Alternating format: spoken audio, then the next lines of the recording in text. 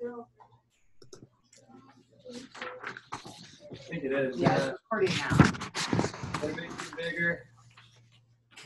Awesome. So it is blocking, like your icon's blocking a little bit of the PowerPoint. Is that top right corner?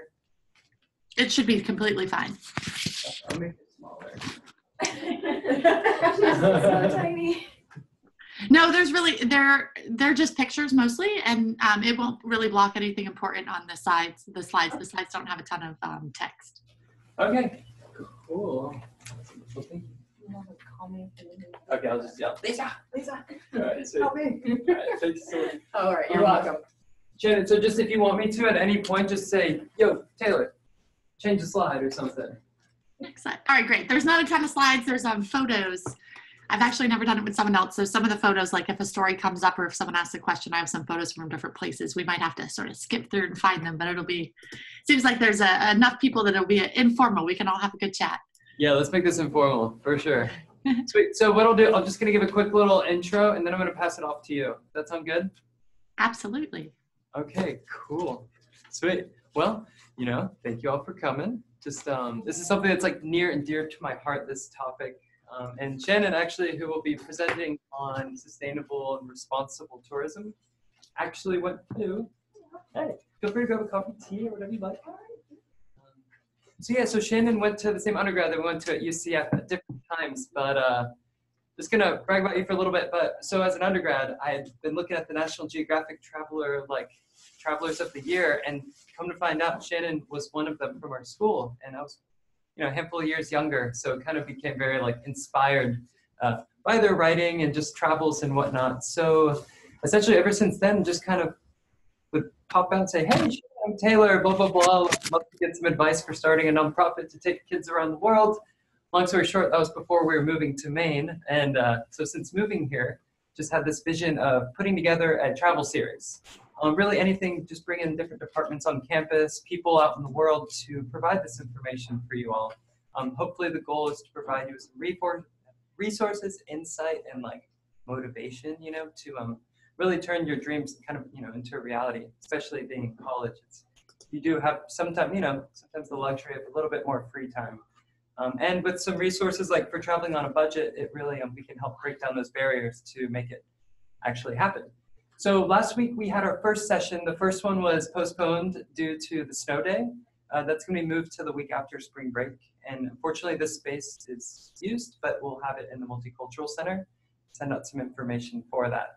And last week was teaching English abroad. So after this, if you have any questions, I could share that information with you. Just let me know. So without further ado, I would love to pass it on to Shannon. And at the end, just, throughout the conversation, just keep questions in mind. Shannon can really provide you with all kinds of insight that's connecting you to resources that could, let you get out there and see the world. If you haven't already, even more so. So I'm going to take a seat. Shannon, feel free to take it away. Absolutely, great. Thanks. Welcome, guys. I hear it's very cold there, so I appreciate that you came out. Actually, go back. Could you go back to the first slide with the pictures? We're not ready for that yet. Sorry, that was my fault. I was making sure it was recording, and I hit the next. Oh my goodness. There we go. Perfect. Thanks, Ed. Yeah. So my hope for this is I have some information prepared for you, some ideas from the last 10 years, 11 years, actually, now that I've been traveling the world. But because there aren't a ton of you too, if there's something that doesn't make sense, I will ask for questions sort of throughout, and then we'll save the bulk of the questions for the end. But with you guys, I would love to just create a conversation here about responsible tourism, about what your hopes are and your travels and any questions you might have about the industry. So a bit about me, the reason why I'm sort of sitting here in front of you guys.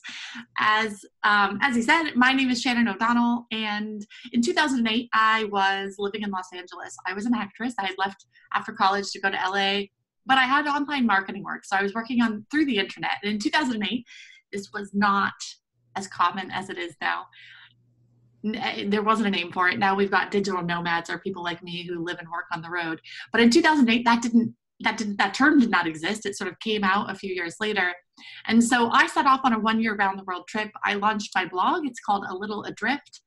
It was essentially the first female solo travel blog, hard to believe, but in 2008, I couldn't find another solo female talking about what it was like to travel around the world by yourself. And it was a bit scary. I didn't have anyone else to sort of look to, but I set out on a one-year trip. I started in Australia, and that trip took me through Southeast Asia, South India. I went up through Eastern Europe and then across the top of Europe, came home, and my travel job, my online job had kept me afloat that whole year. And so I thought, why would I stop now and go back to Los Angeles? So I kept traveling, and fast forward 11 years, and you have today, where I'm actually living in Barcelona. After 10 years, I decided to call Barcelona home. And I settled down here. And in the interim, though, A Little Adrift became a lot more. That travel blog started as, the Dear Mom, hi Mom, today I'm in Sydney, and, pictures of me, that sort of thing. But,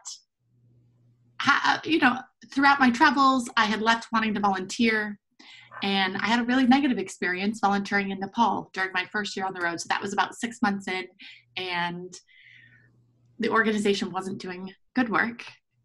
It was doing all right work, right? But there were problems. There were issues between what they said was going to happen and what the locals were getting out of the volunteer experience that I was offering. And that led me down a journey that I would pursue all the way up until now, into sustainable tourism, not just voluntourism, not just travel, but what does it mean to be a good traveler, to be a good ambassador of our country, but ourselves as humanity when we're on the road and exploring someone else's culture. And so that first experience in Nepal led me to create grassrootsvolunteering.org, which is my sister site to A Little Adrift. It's not a blog, it's a database of social enterprises and indie volunteer opportunities. And this was the heart and soul of what I wanted to do. I wanted to help other people. This was around 2011, still not a lot of resources online.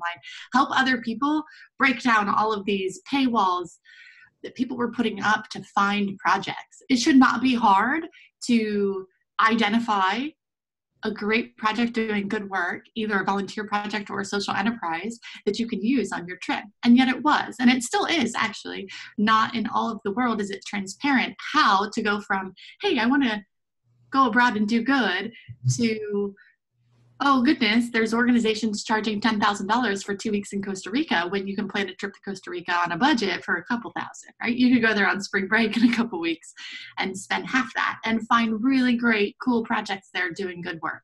And so my hope today, over the course of the next hour, between the questions you guys ask and some of the information, is that we break down, how do you find a volunteer project? How should you approach sustainable travel? And at the end, I really hope you understand that my end goal is volunteerism isn't always the answer, but there's absolutely opportunities that will change your life when you find them on the road. There are sustainable tourism opportunities, responsible travel that takes a really cool experience into one that will change your life and you'll be talking about forever. And that's what's happened to me on the road. Is some of my absolute favorite memories were ones that I found on this mission to connect to local cultures, to find a way to dive into the community, the culture, every sort of aspect in a way that the locals supported the locals or the local environment in some way. And by shifting my focus, I have had the best conversations. So next slide, please. Now let's jump into what is sustainable tourism. Responsible tourism, it goes by a lot of names. Thank goodness it's not eco-tourism anymore.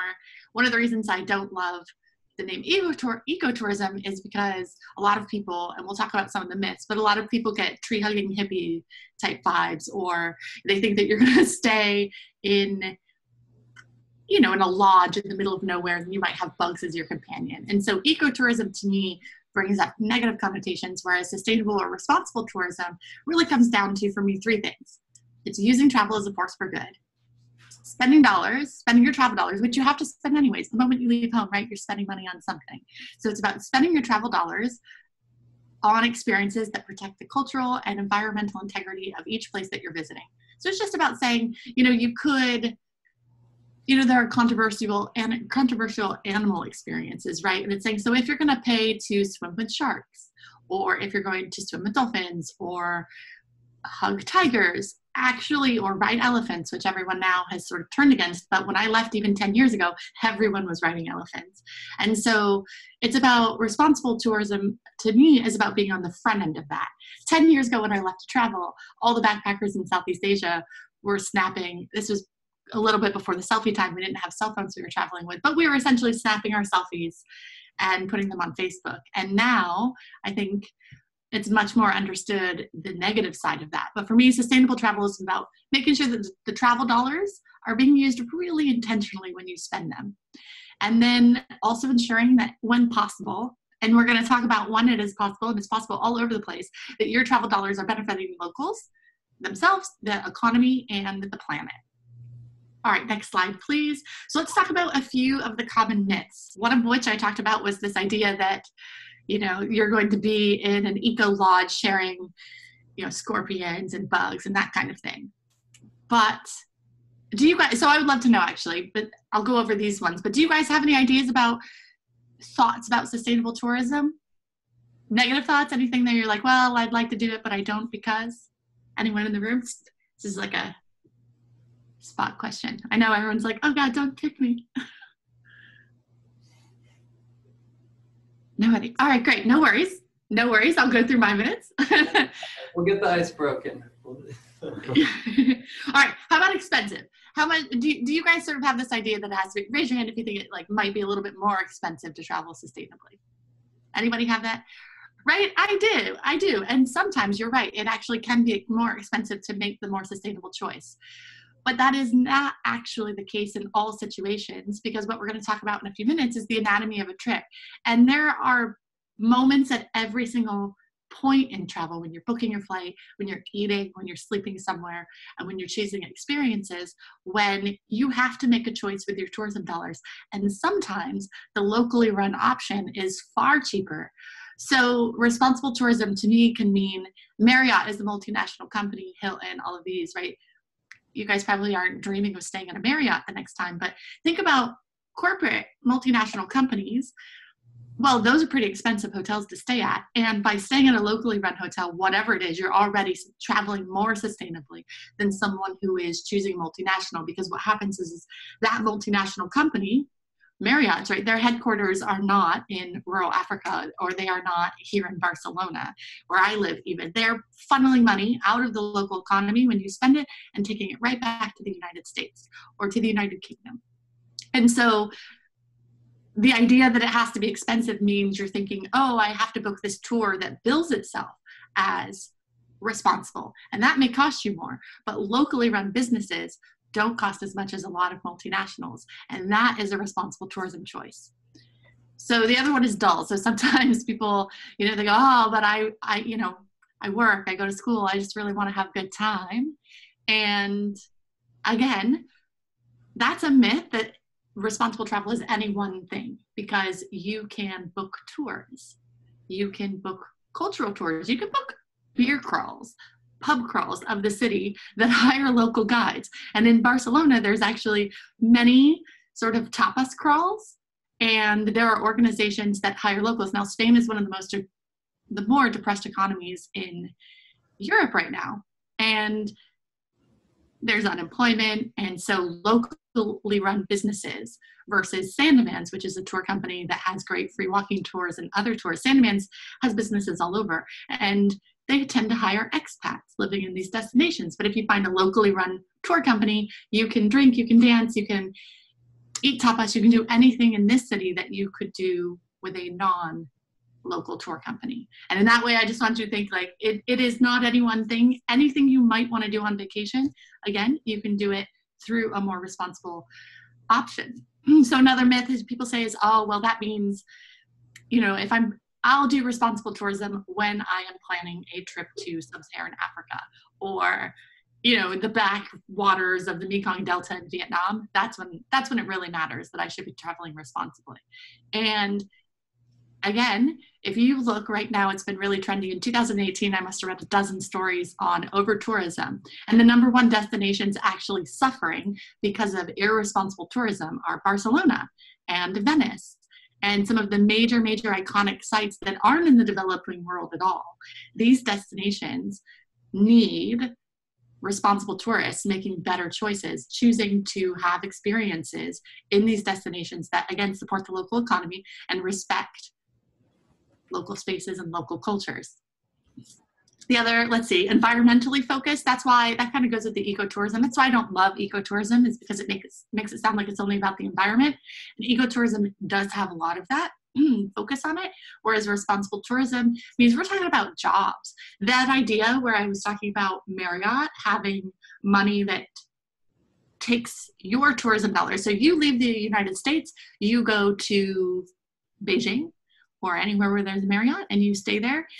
That money doesn't even stay. So no Chinese person really sees that. A few local workers at the hotel might, but the profits from that are actually leaving the economy. And so for me, responsible tourism is not just about the environment. It's about every part of the supply chain that your choices affect, preserving the culture, local economies, all of that. And then the other common myth being roughing it, that kind of goes with rural and the ecotourism thing we talked about. There are resort lodges. There's an island in Micronesia. I've never been there because it's about $3,000 a night, but it has saved, it's worked with local fishermen. So these expats bought a portion of this island, worked with local expats to create a no fishing zone that they all agreed to restore reef habitat. And so travelers, very small number of travelers are able to go to this resort, snorkel this pristine rehabilitated reef, and the local fishermen have found that their yields of fish that they are able to fish outside of the zone, the protected zone, has gone up exponentially in the last few years. And this is a high-end luxury resort. And so responsible tourism exists at that level where you're paying $3,000 a night, and exists at the level where you're staying in a hut in Guatemala, eating rice with the locals. Everything in between could also completely be responsible tourism. All right, so next slide. One thing I wanted to talk about was authenticity. I'm just throwing this in here because it's adjacent to sustainable tourism, and it's one of my favorite topics to have because everyone wants this connected local experience, right? You hear people say, well, I need a picture, of the tribes in Africa because it's, authentic. It needs to look like I was there. Or if someone says you are drinking at a pub, Guatemala, you're not having an authentic experience because you're not out with the Mayan people in the farms or that sort of thing. And so I wanted to tell one story where I caught a bit of flack for it because I wrote this story once on my blog where Antigua, Guatemala is this UNESCO World Heritage Town. It's so cute. It's picture perfect. All the houses are painted different colors in the town, in the downtown central area. It's got cobblestone streets, and it's just cute. And it's preserved for tourism. It's very touristy. And at night, there's a backpacker bar that you can go to, and it's in the Lonely Planet, right? These are signs that you are not going to have an authentic experience if you ask some travelers. So it's in the Lonely Planet. It's really well known. It's in a town that's just crawling with backpackers, and yet every other person in the bar is actually a local from Guate City because Guatemala City isn't safe. A lot on the weekends, the locals from Guate City actually drive the hour to Antigua, and they want to talk. They want to practice their English. A lot of these people are working in sort of well-to-do businesses, so they'll go to the tourist bars and they will throw back drinks and they will tell you about their local culture and they will talk and they will shoot pool and dance and all of these sorts of things. And that experience to me is just as local or authentic as another experience where I went and toured a macadamia farm that employs locals. And so the next day, I went and I was talking to locals about this macadamia farm and how it has transformed their lives. And one of the things I really want people to understand is that if you feel guilty about wanting to do fun things, it takes away from your opportunity to look at your trip as this kind of like holistically responsible experience. It may not be the most responsible thing to go to this bar. It didn't have any sustainability cred behind it, but it was an experience that was sustainable in the fact that it supported the local culture. It created connections between myself and the locals and tourists and the Guatemalan culture. And that is a really benefit of travel. That's one of the key reasons we like to travel, right? A lot of us want to have these interesting, intriguing experiences overseas. So Next slide, please.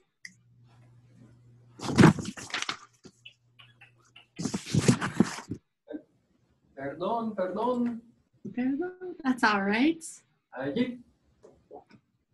Yeah, perfect. Great. So the anatomy of a trip. I talked about how we were going to talk about this, and I'm talking faster than I had anticipated. So I hope you guys have questions. I don't see anyone writing them down, so I hope you're noting them.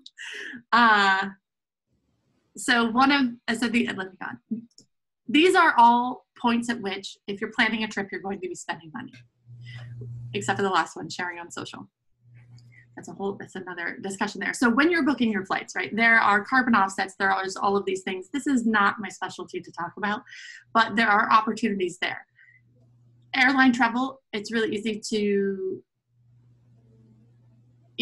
accuse it of problems, but a full flight is better than high-end transportation, right? A charter airline that fills every seat is not as irresponsible as a solo car journey or, as a whole of a choice. And so booking your flights, you can find airlines. There are airlines doing more. Some of the Middle Eastern airlines actually have some great programs about trying to offset, using fewer napkins and programs like that they're investing heavily. Some of the Middle Eastern airlines are investing heavily in alternative airline fuels, these sorts of things. So if it's important to you, you can find instances like this where if you're given a choice between two flights that are identically priced, you would make a choice with your travel dollars to book a flight that is with an airline that's investing in better policies for the environment.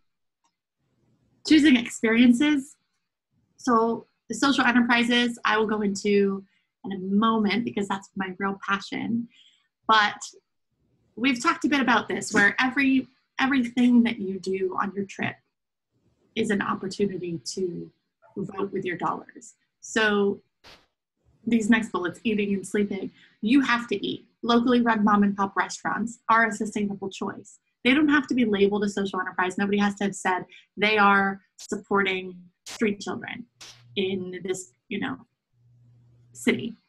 Although those exist and you should certainly find them. But on the spectrum of sustainable tourism, I think far too many people think that I read, right, you have to do this and you have to do this. Any moment of your trip, you have the opportunity, and there is no guilt, right? I think of it as a continuum. We all have to get to the point where we are making more sustainable choices on our trip. But I traveled when I was 24 and I was a backpacker, and there were moments where there was no chance that I could afford the higher end tour that marketed itself as more sustainable, but I could always afford a locally run tour, right? It may not have had the slick branding. I may not have investigated it a lot, but there were moments when I could choose a restaurant run by an expat or an equally interesting restaurant run by a local. And in those moments, the choice saved me money most of the time because the locally run restaurants were cheaper.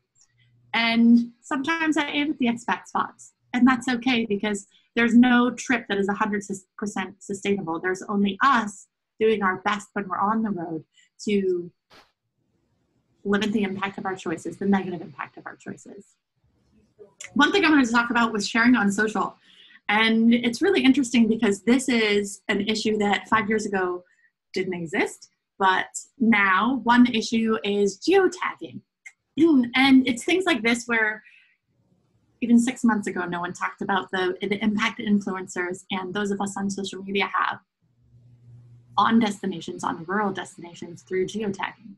And responsible tourism is a topic that's going to evolve over the next 10 years. And it's going to include discussions like this one about geotagging that we're about to have that no one can even come up with now. And so that's why I say you want to be on the front end of just trying to make better choices, of trying to find the issues that we haven't considered yet that could make the world still travelable in 20, 30 years, because there are destinations that could be completely culturally destroyed if we're not making great choices. So one of the problems, Jackson Hole, Wyoming, closer to home, right? We're not talking about the developing world here or anywhere outside the country, but in Wyoming, they are having a massive issue with unprepared tourists trampling through the wilderness to find the most Instagram-worthy spots that influencers have geotagged, precisely GPS tagged a lookout that might be at the end of a 7-hour hike.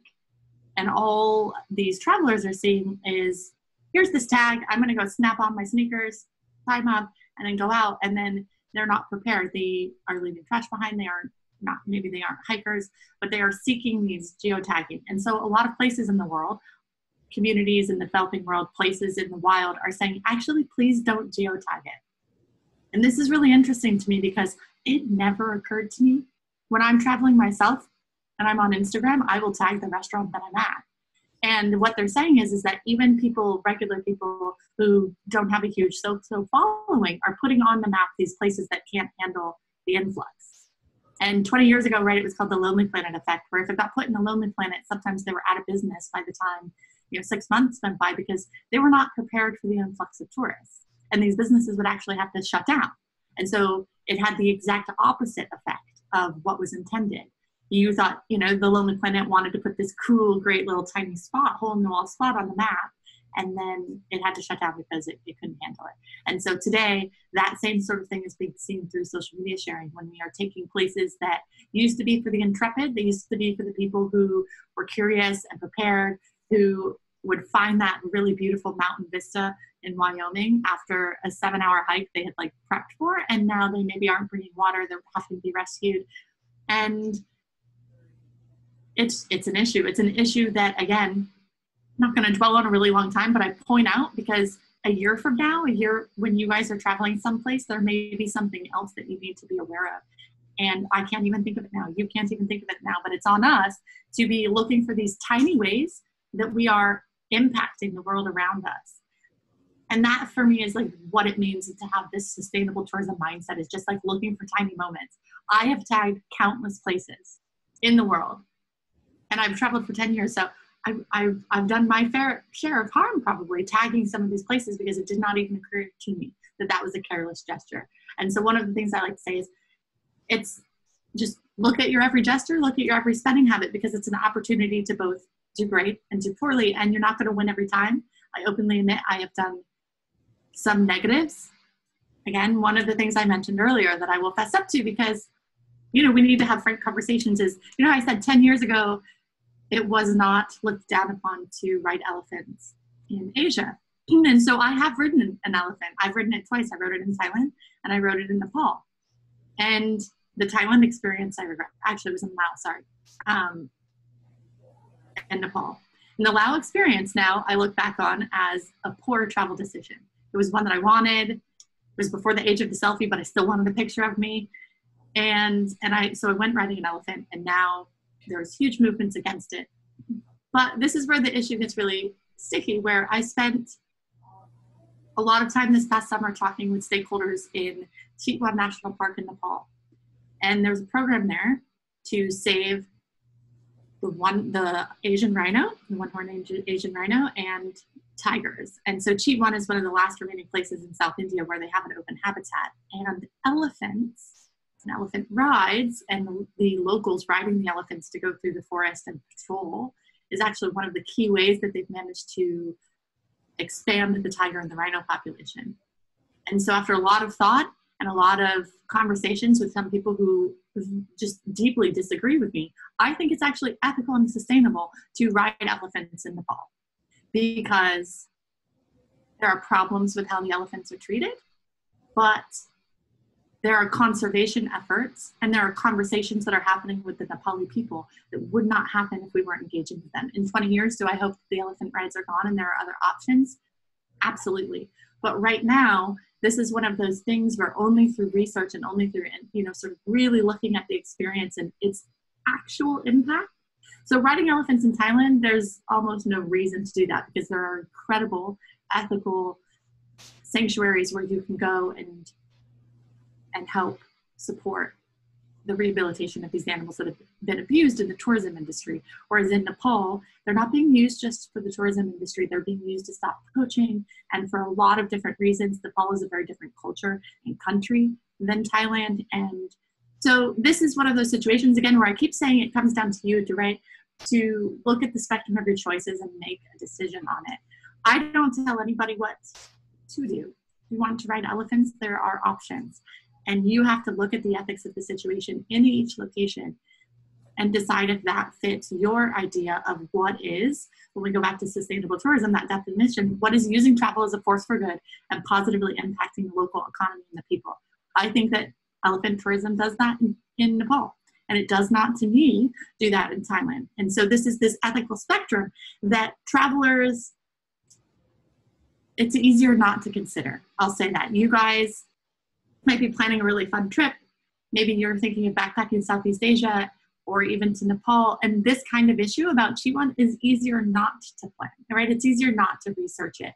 But that tiny decision can actually show you that there are opportunities to support conservation efforts and take your own stance on really important industries that are going to be affecting the tourism industry for decades to come. All right, I'm going to take a deep breath here. We'll go on to the next slide in a second. Are there any questions now? Because we're going to move on to voluntourism next, but it's a bit of a departure from what I just talked about. So I would like to maybe open the floor if anyone's got questions about that which we've discussed so far. I have a question. Well, first off, is there a camera in here? Is there someone I should use? Yeah. You can stand up and ask it if you want to. I mean, can you see me? That'll make me uncomfortable. I can't yet. You'd have to sort of move a bit. I can only see. One of the things I was wondering about, just coming to this conversation, lecture, information session, was you talked a little bit about just kind of energy usage and just for like carbon sustainability, that side of things. And you were talking about it in the context of air travel.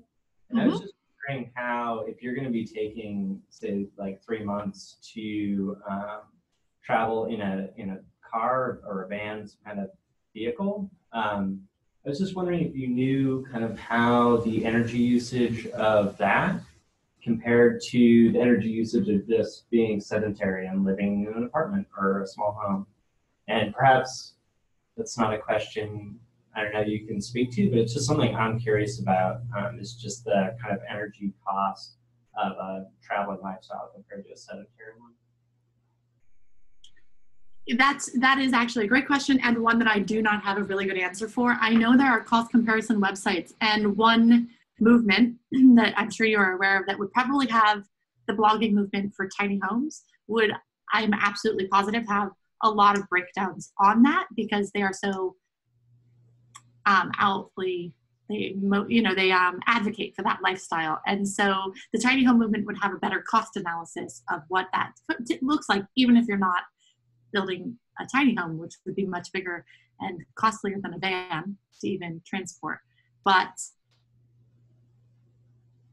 yeah, I wish I had some stats for you on that. It is not my strongest sort of focus, because I don't do domestic. But I do know, that sort of brings me to the point where I said, you shouldn't look at all international travel or that flight as the stopping point to travel. I've had it thrown at me that I take my fair share of flights, international flights, which do have a negative impact. But it's one of the reasons that I really advocate for long-term travel. Like you said, maybe taking off for a few months.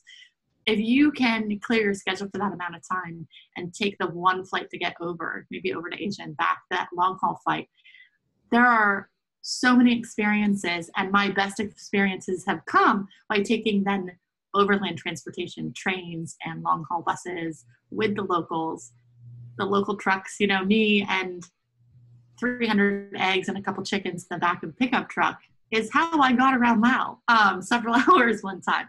And it makes for the coolest stories. Some of my favorite memories actually was on that pickup truck where my feet were like my knees are up to my chin, and I've got 300 eggs just below me, which means, you can't put any pressure on them. And the guy across me was holding a chicken. There was a toddler next to me. And it felt like such a human moment. And so these sorts of overland travel is much better, overland travel, than air travel, than taking lots of little flights. And your best memories on the road are going to come. Even in the United States, if you take a US road trip, it's the kitschy roadside monuments and the diner where the woman was just so local, you couldn't help but tell your best friend, man, I just met the coolest person, insert name of town in the middle of nowhere. Right? Those are the stories that are worthwhile. And I'm not sure the comparison of carbon footprint to the sedentary lifestyle, but I do know that compared to air travel, overland travel is a much better option when you can. And it's the experience, and it creates experiences you want anyways. That's my biggest takeaway here, by the way, is that the experiences that everyone wants to write about, that you share, that you tell stories, you'll tell stories about for the next 20 years, are the ones that you get from this local level travel, from responsible tourism that is taking into consideration the locals, where you're in conversation about protecting their culture, what it means to them, the local food, any sort of aspect that fascinates you. When you get right in touch with it, either whether it's in the United States and our communities, because we have some incredibly diverse communities in the US, or if it's abroad, these are the conversations that are going to shape who you become. So thank you for your question. And I will actually, I'll do a little bit of research, and if I find a great answer, you can email me and I'll do some research as well. And maybe we can find an answer to this. My email is, it's on my website, A Little Adrift. So did someone else have a question? I have a question. Yeah, great. I was wondering, I don't know if you have any experience in this. My sister and I were looking at traveling, but she often uses a wheelchair, and she has complex medical things. And I just feel like there's not a lot of information on how that travel can be possible for us, to go places, because the infrastructure isn't built for people with disabilities.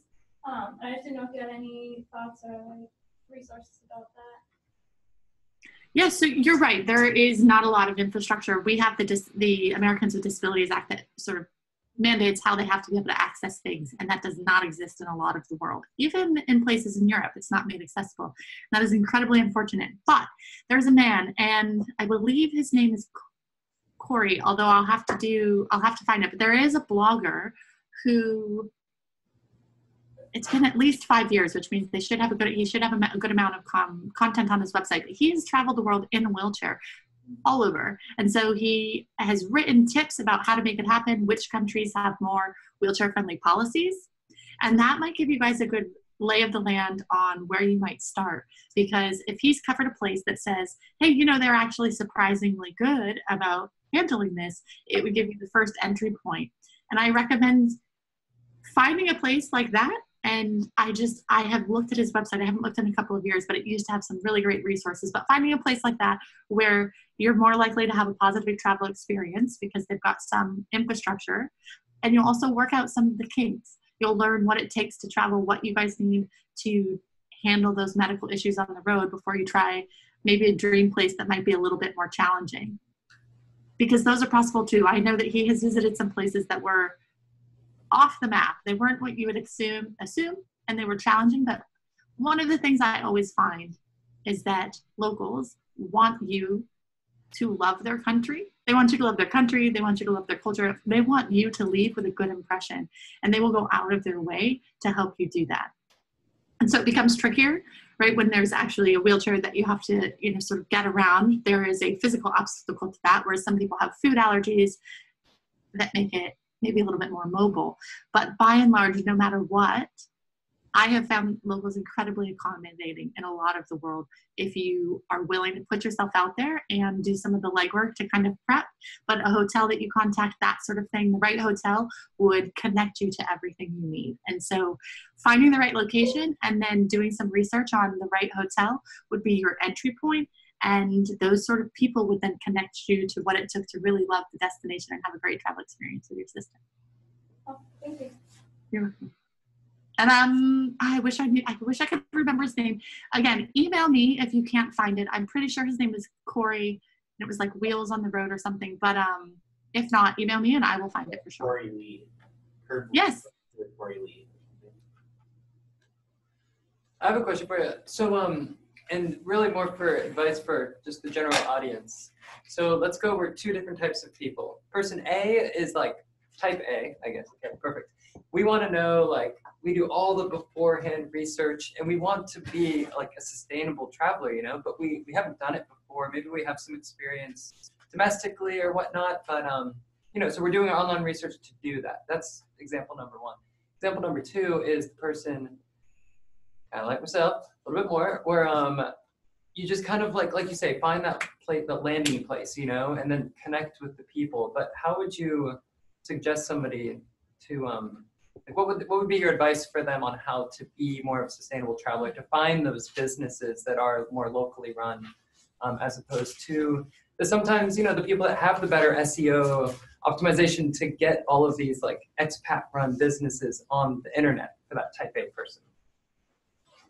So absolutely, great question. So the type A, the research, this is why I launched Grassroots Volunteering. It's a database of social enterprises. It's not the only one though. And there are other experiences. It's the only one that I know of that's free. So there's no paywall, no company has to pay to be listed, and you don't have to pay to search it. And GV ambassadors are other travelers who have sort of mapped the world of cool restaurants, cool tour companies that they've used in various locations. Most of the opportunities right now are in Southeast Asia. There's some in India, Africa and South America and that sort of thing. Beyond that, there are tour companies that you can book, you know, Eat with Locals is one. Just numerous organizations, if you're willing, you're booking things, right? You said you're that type A, you want all of the experiences booked ahead of time. So if you're booking those ahead of time, there are tours that you can find online that are, again, this idea of locally run, of businesses that have investment from the local community. And I don't mean monetary investment, I mean the input. Monetary investment too, sometimes if they're locally owned, but businesses that, if they say they're a social enterprise, what a social enterprise means is they say that they are a for-profit business that uses a portion of the proceeds to benefit some sort of social issue. And this can look like a great many things. One of my favorite social enterprises in Vietnam was the Reaching Out Tea House. And what it is it's a tea house in Hoi An. Hoi An it's got to be the most touristy city in Vietnam. It has massive amounts of tourism. It's a UNESCO World Heritage Site. The center of the downtown, the entire area is a UNESCO site. And inside of it is this tea house where all you have to do is go and drink tea, and you are supporting this business that employs deaf people. And so all of your servers are deaf. There's little blocks that you use to request more hot water or various things like that. And it's an absolutely beautiful experience. The tea is amazing. It's locally produced, and they also employ disabled people to make some of the handicrafts that are sold in the shop nearby. And this social enterprise only requires you to take a break from the really touristy center to step into this completely silent, beautiful tea house. And by having tea, your money is supporting a local business. And so these are businesses that you can find online. Again, they don't have great SEO always, but searching for social enterprise, using that keyword is a really great way. So social enterprises and then insert the name of the city that you're visiting. So then for the second part of that question, like if you're more spur of the moment, that's more me. My way of traveling is book my transportation from the airport, book my first few nights at a hotel, and then go and figure it out on the ground and ask people for recommendations. And in that case, I actually love using a guidebook like The Lonely Planet to sort of start. The Lonely Planet has businesses, right? It has many businesses that are over touristed and overrun, but they almost always have this small section that says, here is a great organization doing this. And if you can find that first organization, that organization is your in. And yes, you could find that digital trail online, but it's much easier to then go to that first business The Lonely Planet recommends, or your guest house. But The Lonely Planet I find almost always has one for most major cities. So you go there, and there's 90% of the time there's a bulletin board with other businesses and other opportunities, and you can ask the people behind the counter, or depending on the experience, whatever it is, a restaurant or hotel, you can ask them for more recommendations, because that community is connected to other businesses and they are going to be your window into the world. So if you've got a day there or 2 weeks there, you start at that first business, and from there you'll have more recommendations than you could possibly take in the amount of time you're going to be there. So that was the answer to your question, but you weren't. I got the end, but I'll get we have a recording of this. So exactly, perfect. You mentioned a blog, I think, that had a list of opportunities for volunteering at the beginning of the answer of that question. I didn't catch the name of that. Yes, so actually I run a sister site to my main website, which is called grassrootsvolunteering.org. and it has two databases. It has a database of free and low costs indie opportunities. So the only ones that are expensive are ones that are expensive for a really good reason, be it a medical volunteering, or sometimes the scuba, the reef conservation ones are almost always expensive because you have to buy your tanks of air. But other than that, they're all free and low cost. And then the second part of the database is the social enterprises. And these are mom and pop restaurants, local tour companies, and businesses that just need tourism dollars. They just need travelers to spend money to further their social mission. They don't actually require volunteering at all. Thank you. You're welcome. All right, any other questions before we go on to voluntourism? All right, I have a quick question. Yeah, let's hear it. Another experience. So Katie, who's over here, my wife in the front. Hey, that's Katie. So we just spent some time in Cuba, and which is like where our family comes from. And you know, we were there, and obviously, like they've been increasing their amounts of tourism, which has been very good for a lot of the, you know, the local economy and whatnot. But at the same time, it's come with this like hungry sense for money, for foreign money, because there they have a dual currency that you know, they only get paid in the local peso, but not in like the, you know, the one that's pegged to the US dollar at the equal rate. So as much as we wanted at times to support the local economy, we always felt like they just wanted our money. They were like, you know, we've been in many other places where that's not the case. But with this one, it took a while for us to break that like chain of just money, money, money, money. And when we did, it finally was great. But at first it was very, caused a lot of anxiety, you know, it caused a lot of just stress in a time where we just wanted to like plug in and do all these things that we're talking about. So I'm just curious what advice you have on how to like get yourself out of that or avoid those types of situations. Yeah, it's an interesting point, because not every place in the world feels like that, and it's not every place that's emerging either. Because I was in Myanmar just as they were coming, when the US lifted sanctions back in 2000. I was there in January 2012. And it was really interesting that because of the culture and just like how long they had been outside as well, I don't know, there were very many reasons behind it, but they didn't have that. But if you went to nearby Cambodia, which has had tourism for decades, they have that really strong sense of like money, money, money, especially around Siem Reap and where there's huge amounts of tourism there. And on a budget, it's really hard. One of my ways now that I have found it best, one of my favorite ways now is actually to just pay for a local guide. If I can do it, right, is I will take a free walking tour to orient myself to a city and ask questions like this to the locals to say like, where can I go? Or these touts, these people that are, you know, all the tourists are here, because your free walking tour is going to take you through all the area where all of those people asking for money are going to be. But then I'll also often ask my local tour guide on my free walking tour, where can I go where this isn't going to happen, where it's outside of this area, it's going to sort of immerse me, there's going to be nobody who cares much that I'm a tourist. And one of the benefits of that is when you can find a local, and your hotel, I find hotels really bad at answering that question. And again, tour guides much better at it. Hotels just really, they don't believe you when you say that you want to get off the tourist trail.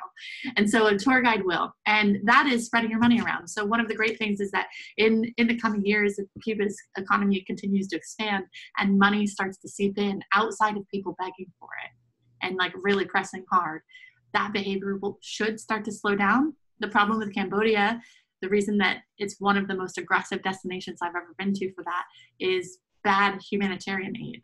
So it's been handouts. The country has been habituated to handouts, and that's why it never stopped. But in many countries, as more money comes in and as tourists learn to sort of go outside of the tourist center using tour guides or just better guidebooks, better books that it maps everything. So when I was in Cuba in 2010 or 9, there was just not a lot of information, and there was no cell phone infrastructure. And so you had to follow the one 15-year-old guidebook that you could find. And I feel like in Cuba in the coming years, hopefully, as more information goes online and as more people can find a lot, that it will help diffuse the money into more places, because it's still really centralized. I've seen a few guidebooks come out in the last year They're coming out really rapidly. Lonely Planet keeps putting out a new one and a new one every year because the information is changing so quickly. So I don't know if you guys, did you find that? I mean, like I've got some friends who traveled to Cuba, and again, I was there like 9 years ago, and they said that it's just incredible, like new businesses are popping up. Yeah, definitely. Absolutely. It's happening so quickly. But like you said, as it finds its identity and kind of develops further, we definitely hope so.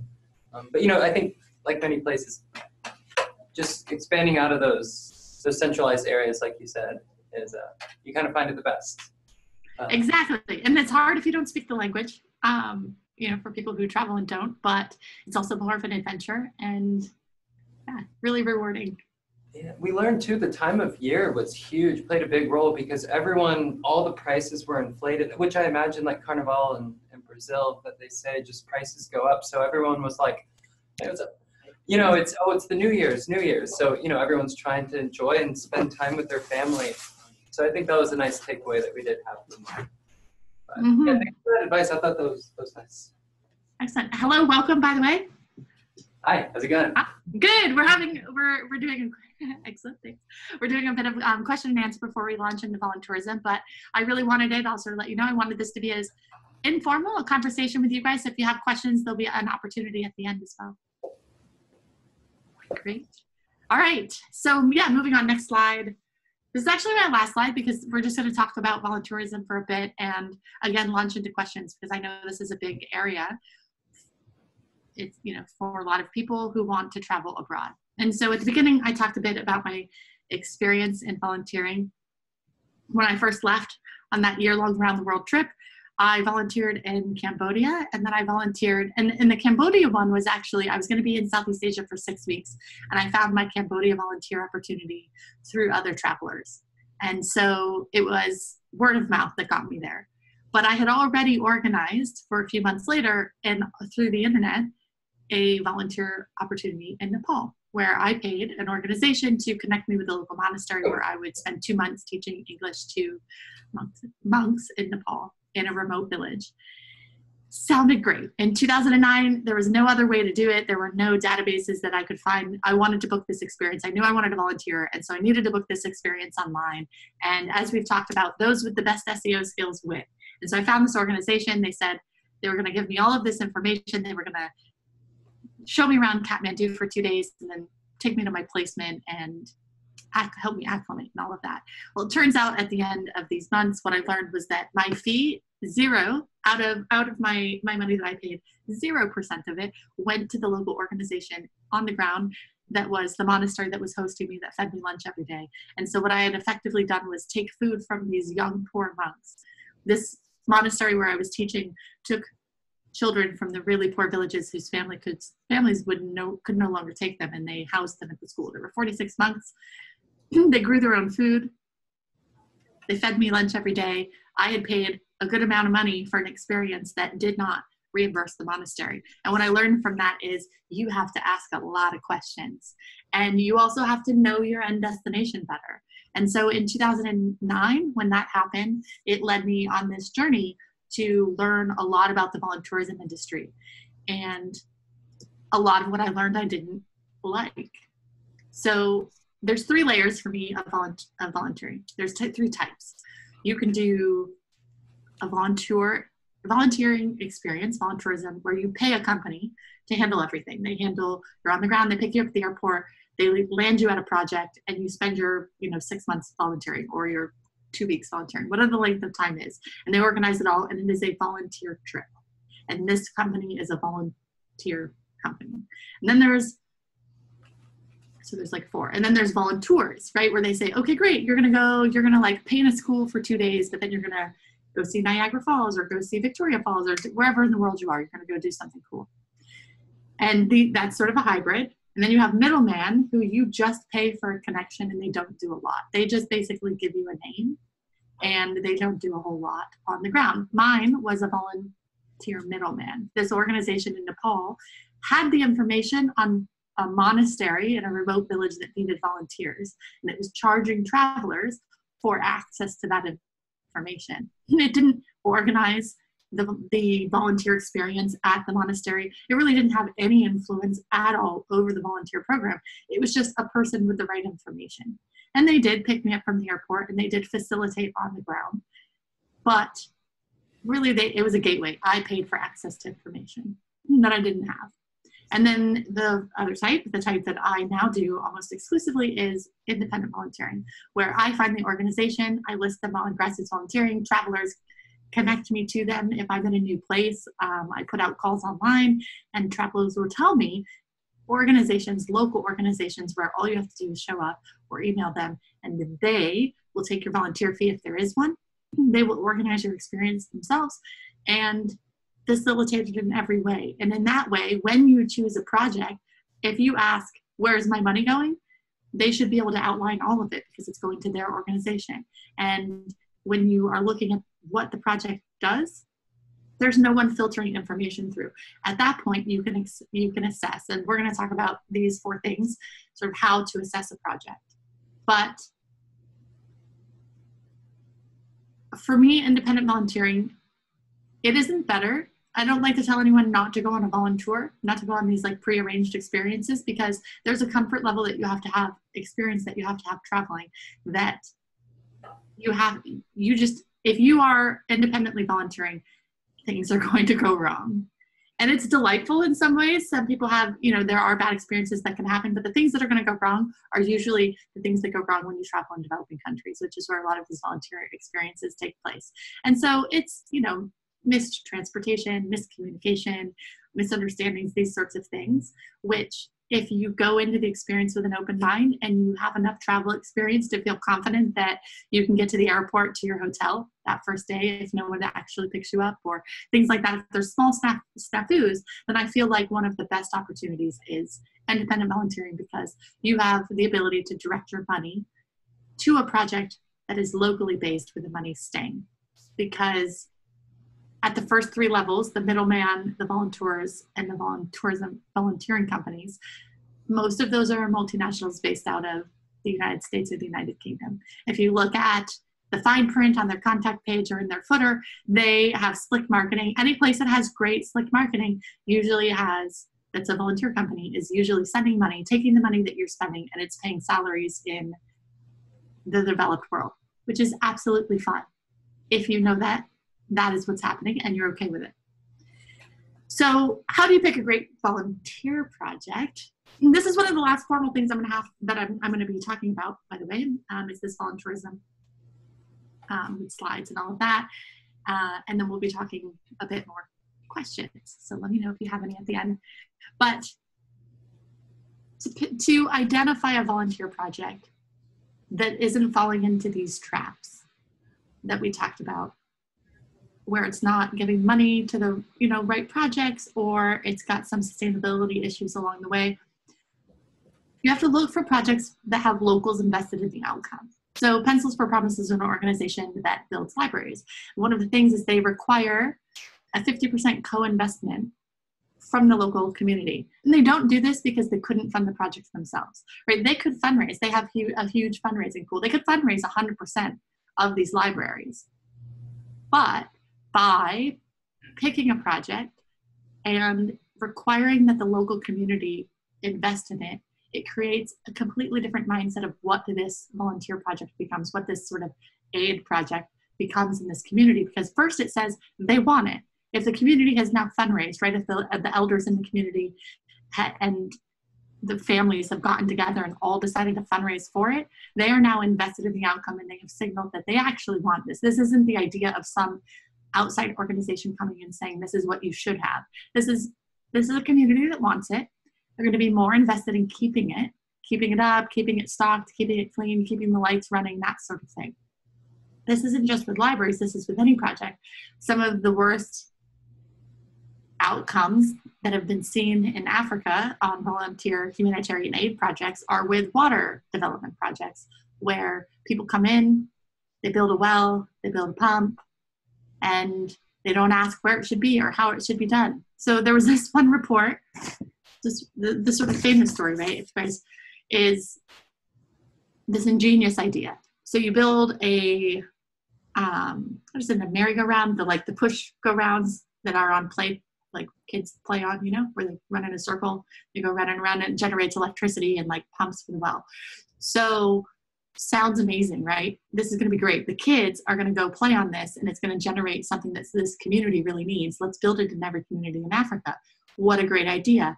And the outcome 10 years later is either broken down, nobody knew how to fix them, or 90-year-old grandmothers out there turning these giant play structures to generate what they need because there were no children in the village where it was built. And this is why it's so important when you're looking at a volunteer project to say, is this a really good idea that someone who has no idea what this community needs came up with? Or is this an idea that the local community is actually invested in? That they have signaled and said, we want this, it's a great idea, we're willing to support it, put teachers in the school that you're building. We've got enough children for this playscape to actually do what it's intended to do. We're not going to have our grandmothers out there turning a merry-go-round in a circle. So one of the very first things I look at is the actual mechanics of the project that you're doing. A lot of volunteer projects right now are teaching English. It's a whole different topic, but for the ones that are sort of outside of teaching English, look at the outcomes there of how is the project interacting with locals. Transferring skills versus taking a job. This is where teaching English comes in. There's that parable, teach a man to fish and you'll feed him for life. And so you guys are in college, you are studying something, and that something is something that there is a place in the world where someone needs that knowledge.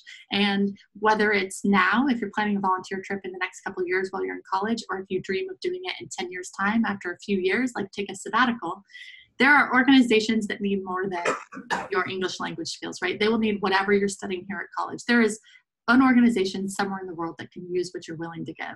And just as you would do an internship here, like say you're going abroad and you want to, volunteer your skills, but you don't yet have your degree, just as you would do an internship in the United States because you don't quite have the skills to maybe be hired. You can do those same skills at many organizations. And this is where I like to talk about the sexiness of volunteering. So a project that is dear to my heart that I worked on for 6 months when I lived in Mexico. I lived in Mexico on and off for years. So there's 2 projects I sometimes talk about. This one is north of Puerto Vallarta and a beach town. And I volunteered at an after-school program called Entre Amigos, and they do circus skills training for students, for some of the kids in the community. They do after homework help, and they teach English language classes. And I showed up thinking I was going to do not the circus skills. Sadly, that's nothing I have experience with, but perhaps homework help or teaching one of the English language classes. And do you know what they asked me to do? Because I said, here I am, I'm ready. I live across the street. And, I've just run an apartment for a few months. What do you need help with? And their answer was, we need you to file paperwork in the office. And I was like, yeah, I traveled to Mexico to file paperwork.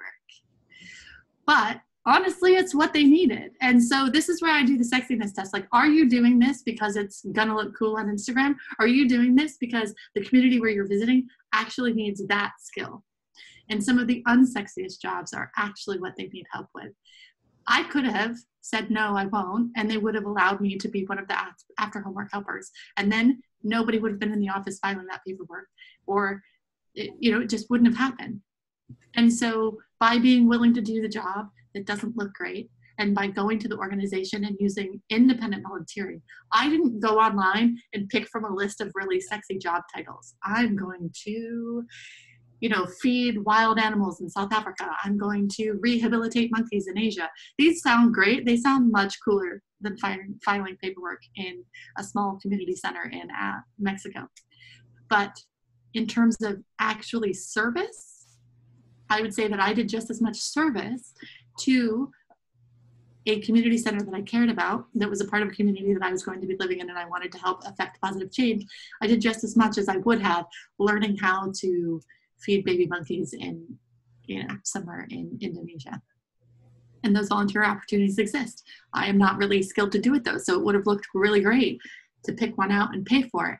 But anyway, that's enough I'll say about that, but that is That is one thing I really like to push, because you can find all kinds of cool things online, and some of them I'm sure will be really positive, but do the test of, is it just sexy or am I actually qualified to do it?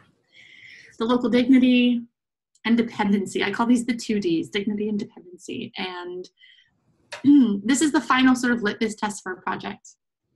When you're going the indie route, or any route really, does the project maintain the dignity of the local community, and does it work toward decreasing dependency over time? So maintaining the local dignity. There was one of the GV ambassadors. So GV is grassroots volunteering, my website. One of my GV ambassadors was volunteering in the floods in India, in Chennai, after, this was a few years ago. And she saw there were these 2 German women who had come from Germany. They had brought canned food from Germany that they had fundraised from their local community. And they had asked the local food bank if they could ride along and bring these suitcases of food as well. And when the local food bank said, that's not really how we do it, we're not just gonna like chuck food, they actually hired a truck and then went through the local community wearing a tank top and really tiny shorts. And they chucked cans of food, like cans of German food, at the local flood survivors. And so this has all kinds of problems, right? There's a lot that can be said. They were wearing inappropriate clothing. They were giving food that nobody had local can openers, because that's not how they have food, right? And there were problems at every stage, but also chucking food at somebody who's in need does not maintain their dignity. Giving old clothes away, right? So a lot of people will bring clothes, and there are organizations that will ask you to bring your old clothes, your old hands-offs, and that from the United States. But there are also organizations that will ask you to do that, and then they will sell them at a locally appropriate price, even if it's 10 cents, because me giving you my shirt because I don't want it does not maintain the dignity of a local. If I'm like, here, look, I don't need this, and I've worn it a few times, but you can have it, versus them being able to go to a thrift store founded in their community to sell these goods that you're bringing over. So it's like tiny shifts in thought about how does it make them feel to have this project in their community? How are the volunteers interacting with the locals? And are they maintaining the dignity of them? Sometimes when there are very young volunteers, college students, interacting with older women. So another project I worked on in Mexico had me going into local communities with Zapotec women. They spoke Spanish, but their primary language was Zapotec. They had a very different culture, and they were all much older than myself. And I had to interact with them, and I had to ask them for proof that they had used the money that they had been given, the microloans, appropriately. So my job was to ask people who are my elders to prove to me that they hadn't basically defrauded the program. And there are ways that could have been done inappropriately, but the organization, right, had structured it so that instead of going and asking these women, great, like, show me this and like, show me your receipts, they actually had me as a photographer go into these communities. So I would go on a bus and I would go out, and every time a microloan had been given out, I would go to photograph the women with their goods. So if they said they had bought $75 worth of garlic to process and sell, which I have taken pictures of that, or if they bought dyes for their wool, I would go and I would take pictures of these things, and it would be used as proof, but also marketing collateral, and it created a much better dynamic. So the women these elders were not being asked to prove to me, an outsider, that they hadn't defrauded this organization. They were being asked to pose for a marketing shot and to like show off these new things that they had chosen to better their business. And in that way, that project had made a choice for volunteers to allow locals to maintain dignity while still hitting their organizational goals, which was prove to the microlenders, the people funding the program, that the loan recipients were spending their money correctly. And so I like to use that example to say there's a difference, right? I could have done something that made the women feel small. And instead, I was just there to take a photograph, right? I didn't ask them about money or anything. Someone else looked at the picture. The local organization would then look at these pictures and identify if that's what they had said on their loan form they were going to buy. And it bypassed me, the outsider, completely. The last one is dependency. So one of the other talks that's going to be happening is about the Peace Corps. And one of the things I love is you know, the Peace Corps can be pointed to as not having, some people talk about successes, if it has successes, or, you know, how long they're in communities. But for me, any project just needs a timeline. Could be a 50-year timeline, or it could be a 6-month timeline, or a 100-year timeline, but a timeline to no longer be in the community. If your project is there, if what you are volunteering to do only generates more need for volunteering, then there's a real problem in how that problem was structured, how that program was structured. So that's when teaching, you know, teaching transferring skills, teaching the local community how to do what you're doing so that you become obsolete.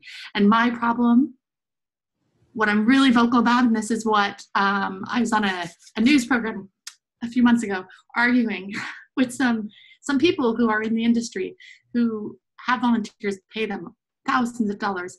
My problem with volunteer companies is if they are not willing to tell you either you are not appropriate, your skills don't work, or they are making themselves obsolete, then they do not likely have the interests of the community at heart.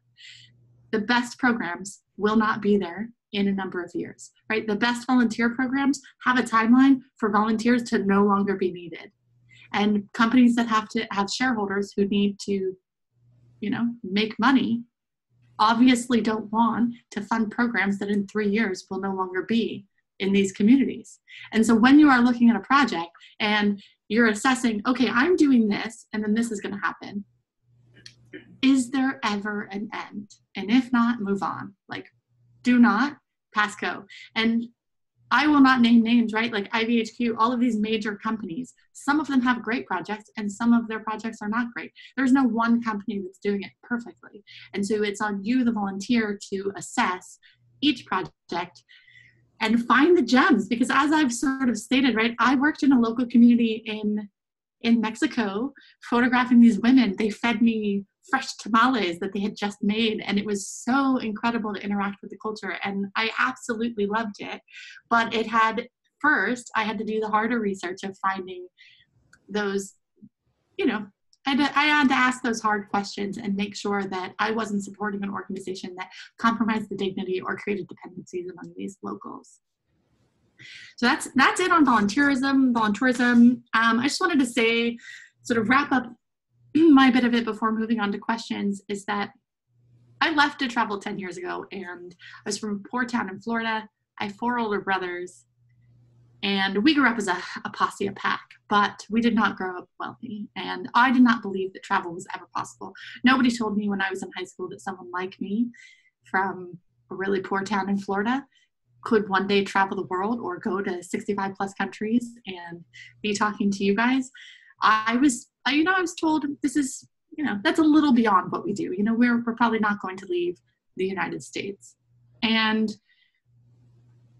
by breaking out of that, after that first year of travel, it wasn't just because I had an online job that I can continue traveling. It's because meeting these cultures and meeting these people, and for me, responsible tourism, which put me right in contact, which put me into these incredible experiences where I was learning from the Maasai in Africa about how to identify the right herbs to, you know, heal for certain wounds. These things have changed my life. And these connections to people in each location, they changed the course of my life. Not only, you know, what I do for a living, but just how I think about the world and the perceptions, and how I look at everyone around me has been shaped by the thousands of questions that I've been asked and that I've asked of people from backgrounds I could not imagine. I used to read National Geographic as a kid, and even then I could not imagine the people and what it would mean to interact with these cultures. And so my hope for you guys is that you do use the resources over these coming weeks, or some of the things we talked about today, to find a project that will also change the course, be it a sustainable tourism, social enterprise, or a volunteerism project that can also change the course of your life. Because once you step foot out of the United States, if you have or haven't yet, when you make travel a part of your life, you'll never go back. You can never see the world the same way. So I'd love to open up the floor to you guys. Any other questions? It doesn't just have to be about this last part, voluntourism. It could be about sustainable tourism or anything. I have a quick question. If I recall correctly, you said you started traveling kind of in earnest when you were about 24. Is that yes? Right? I imagine over the years you've picked up bits and pieces from a number of different languages. Were you multilingual when you started traveling, or did you speak English only? Or I was kind of wondering what you came into traveling with as far as communication skills across cultures. Good question. So I had studied Spanish for 7 years in high school, like many of us do, in high school and middle school. So I left with sort of a working knowledge of Spanish, and now my Italian is not acceptable, but I was fairly fluent in Italian as well, and I had studied American Sign Language. So I had loved languages. Not being able to travel as a teenager and a college student meant that I was determined to access cultures other ways. So I spoke American Sign Language, which does me no good outside of the United States, Italian and Spanish. And in Nepal, one of the cool things about the placement companies, so I talked about all the negatives, right? One of the cool things about using middleman or voluntourism companies is sometimes they give you like cultural immersion classes at the beginning, or be it a couple of days or a week. And so I had 2 intensive days of learning the basics of Nepali that I would need to control my students, because my students at the monastery ranged in age from 5 to 18, and the 5-year-olds spoke no English. And so they wanted all the volunteers to have a working knowledge. So today I can tell you still how to say, not good, sit down, stop talking in Nepali, things like that. But it was a fun experience to learn a bit of languages. When I lived in Thailand, I learned some Thai. Really awful. My Thai is awful. The learning of the Thai was great. But yeah, I've tried to use language as a way to access the local culture, because as I'm sure a lot of you guys have heard from other travelers, or you read the advice a lot, but it's true. Learn like 5 words and locals just love you for it. If you can say hello, please, thank you, and even like one cool other word, they just love it. It really is an icebreaker. They feel like you're trying and they're willing to do more and sort of connect with you more deeply. Any other questions? I got a bunch here. All right. So going back to your experience that you had in Mexico, when was it the organization that you talked about when you did the filing, the paper filing? Yes. How did you go? What was your process because you said that you rented an apartment for 2 months and just kind of walked across and presented yourself. What was your process, and where did that fit into your entire timeline of traveling and volunteering? Was this at the beginning, the middle, the end? This was actually right in the middle. And so being a long-term traveler, a digital nomad, I have, besides that Nepal trip where I went to Nepal to volunteer, that was my very first one. And I'd organized that ahead of time. Usually my MO on the road, because I have timelines of months, not weeks, I don't arrange volunteering ahead of time most often. I go to a location and find it. And so in this case, I decided to move to a 1,000-person beach town about an hour north of Puerto Vallarta.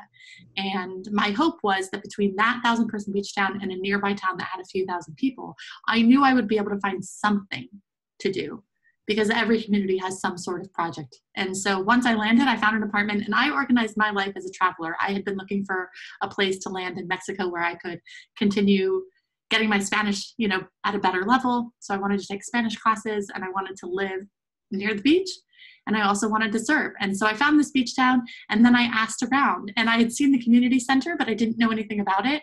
So at the local coffee shop, I actually asked them, I said, what do you guys think about Entre Amigos? And they said it's a pillar of the community. The entire community had fundraised to help move the community center from this older building to the huge building where it was at now, so that it could better hold the circus equipment, and it had a great reputation. So that's what I decided was, given my skills, I speak English, my Spanish was up to the level where I could teach people with 0 levels of English, that it would be a good fit for me. And it was right across the street from my apartment. And so that's kind of how I found it.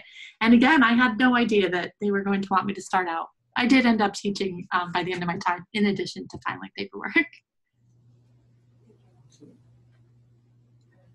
And what about money? So that's always a question I get from people too. And we all come from different backgrounds financially.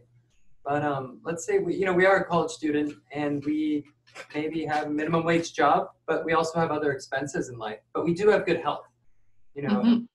But maybe not the family support of them helping us pay. So what advice do you have to people for, saving up for that trip or making it affordable?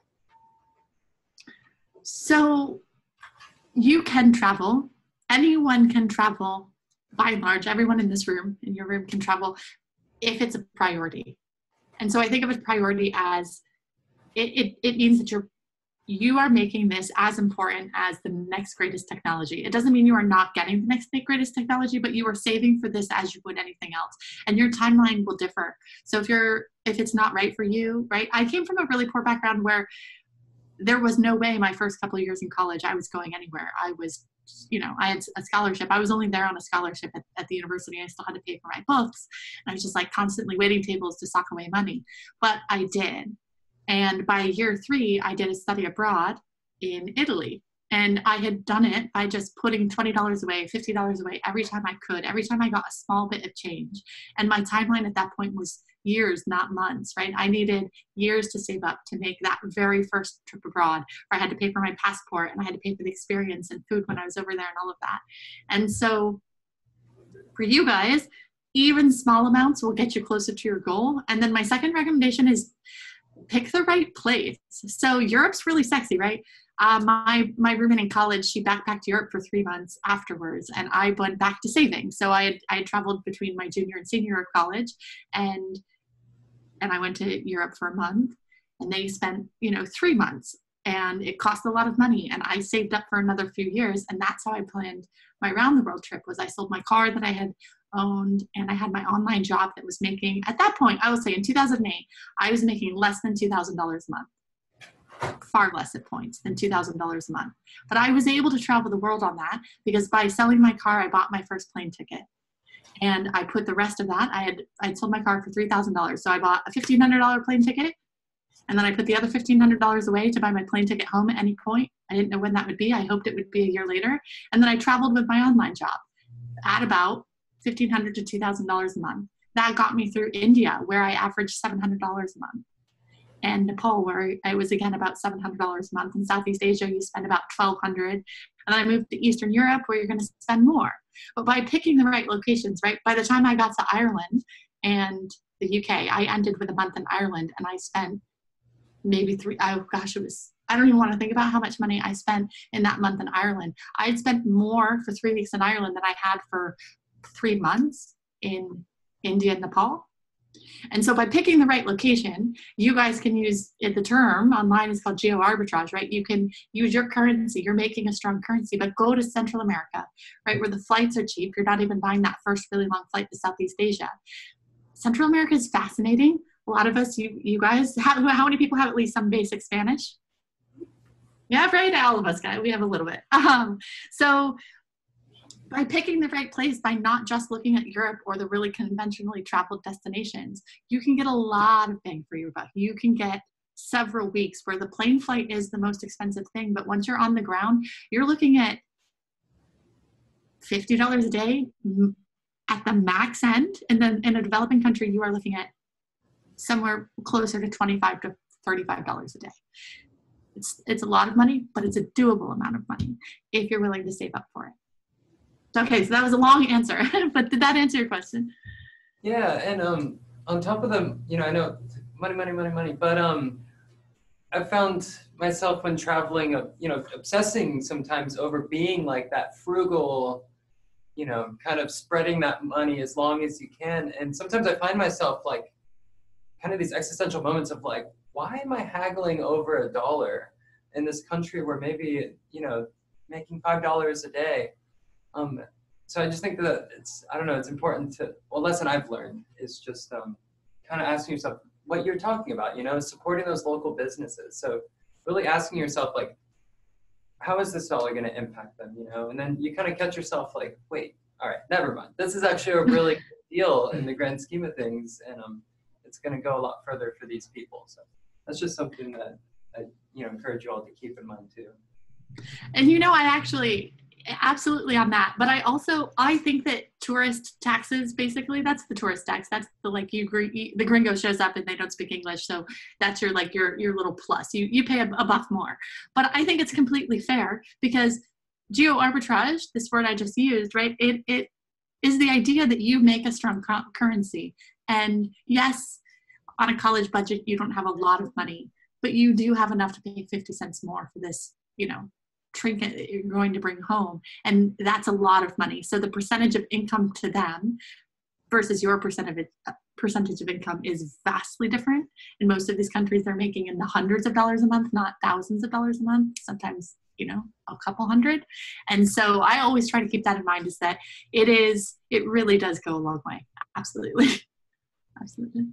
And where do we draw that line between, once again, in other various countries, you kind of, as you travel more, you start to notice like those things that are being mass produced and just, painted on a different country or location. But for supporting these local businesses and, not the large manufacturing, kind of more sweatshop environments, what advice do you have for us to decipher between is this something that's mass produced by young children that are, against their will, or is this something that is like a local craft or something that is a local, locally made?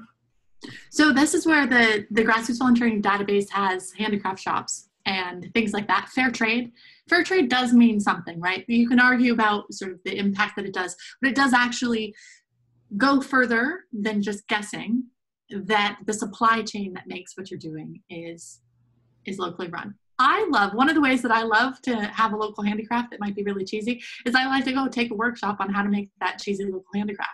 You can usually find somewhere how to weave a placemat or, paint one of these paintings. But I also invite you to not really judge the souvenir. So mass produced in China is one thing, but I have a collection of paintings and it's one of my most cherished. I haven't brought them over to Barcelona yet, but it's one of my most cherished things. And I just added to it when I was in Russia a few months ago, is go to the bridge, right, in Prague or any location where there are tons of tourists and there's someone sketching the exact same scene for $5. I have a collection of those paintings from all over the world and I love them dearly. Some local painted it. It's on lots of other people's walls, but it doesn't change the fact that it's a moment that was memorable. That's why that local was there painting it for you, is because it's an iconic scene and it helps me remember what it felt like to be on the Charles Bridge in Prague and what it felt like to stand in front of the church on the Savior of Spilled Blood in Russia, which is one of my paintings that I have, right? And so those moments, don't judge what you love, just find a way, right? I didn't go to the shop and buy one that had the little made in China stamp. I actually paid a bit more to have the guy who swirled his paintbrush on the page and made it for me. Thank you. Any other questions? Because I know we're running out of time now. I have a question. So could you offer your opinion or insight into, so you kind of mentioned this before, of maybe a restaurant or a business or something that is expat run and employs locals. Where do you what's your insight on that? How do you kind of draw the line on, what is giving too much to, someone who's not necessarily as much in need? I don't know. Where do you draw that line? Yeah, that's a really good question. And I think it comes down to having compassion for yourselves and for others too. Some of the expat run businesses have the clearest structure, right? They have better marketing. So you're going to better understand where your money's going. And they are supporting, right? A lot of the expat run places that sort of run that line where you're like, oh, they're employing locals and they say that they have this other social aspect. They're going to communicate it more clearly. I don't think that that's worse per se than a locally run restaurant where they have no social mission, but it's just like a bomb who's been making that piece of, that banh mi cart for 40 years in Vietnam. So both are different ways to support. You don't have to feel better or worse about either.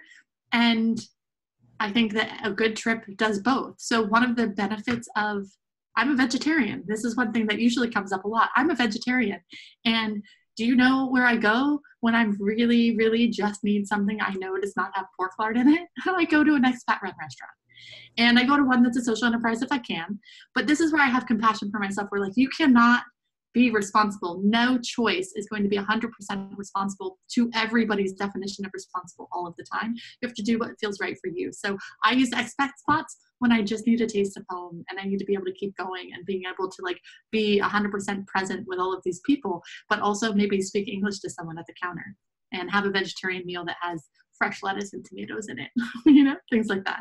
And so I think there's a mix. You just have to, I don't like to make anyone feel guilty about their travel choices. I like to encourage everyone to just invite them to see how they can make more responsible choices and what that means to them. Thank you. Absolutely. Well, thank you, Shannon.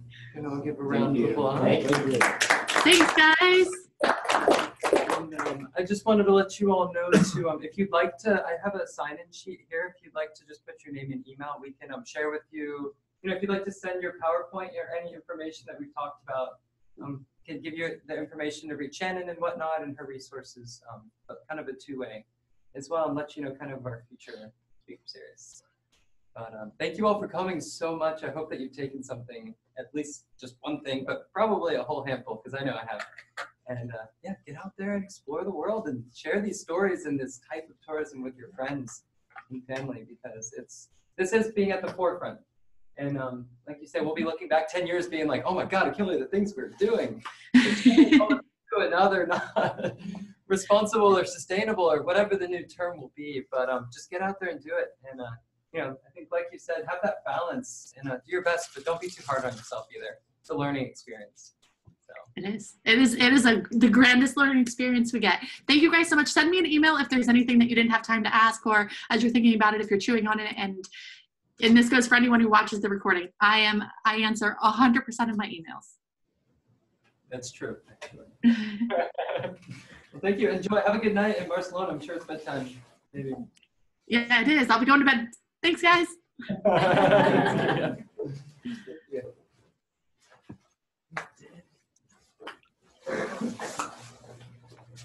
Did y'all enjoy that? Yeah, it was good. Yeah. Cool. Sweet. Awesome. Yeah.